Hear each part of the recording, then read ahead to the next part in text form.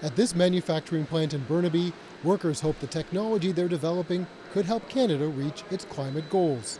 Over the next decade, we want to be one of the companies that enables up to 1 billion tons annually of CO2 captured or removed. His company creates carbon capture and storage systems. Instead of carbon spewing out of a smokestack, it's sent through pipes into a system where filters absorb the CO2. But large-scale removal is still years away.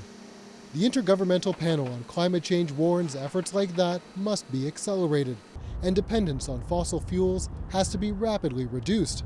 Otherwise, there could be devastating impacts across the planet, from severe weather to drought. The UN Secretary General was blunt in his assessment. Some government and business leaders are saying one thing but doing another. Simply put, they are lying. And the results will be catastrophic. This is a climate emergency. The report warns that to reach climate goals, governments will have to leave valuable oil and gas projects in the ground. A difficult challenge, says a federal environment minister. I think our work as a government and as a responsible government is to ensure that the transition happens as smoothly as possible.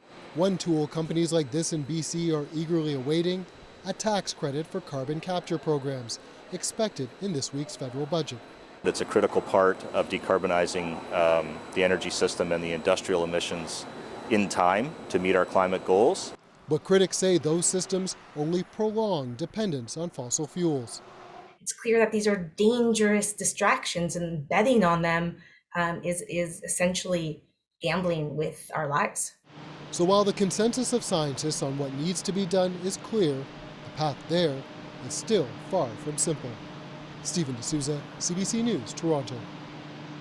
Now let's bring in CBC News senior meteorologist Johanna Wagstaff, who has covered the climate story extensively for us. Johanna, this report, it does spend a lot of time on solutions, right? So what stood out for you? Well, Andrew, this report is essentially a handbook on how to tackle climate change. It offers dozens of different pathways to get there. All of them, though, we have to act fast. The report found that we have just 3 years for emissions to peak. Something that I found interesting, for the first time ever, the authors assessed human habits and looked at climate policies that are working and found that mass-scale habitual changes, things like reduction in food waste, could cut emissions 40 to 70% by 2050 while improving well-being. Ultimately, though, even with all of these factors, the bottom line is that coal must be effectively phased out if the world is to stay within 1.5 degrees Celsius. Right, and all within such a tight timeline, as you mentioned, right? So Joe, do you see some hope in all of this? Because I'm hoping you see some hope in all of this. I do, Andrew.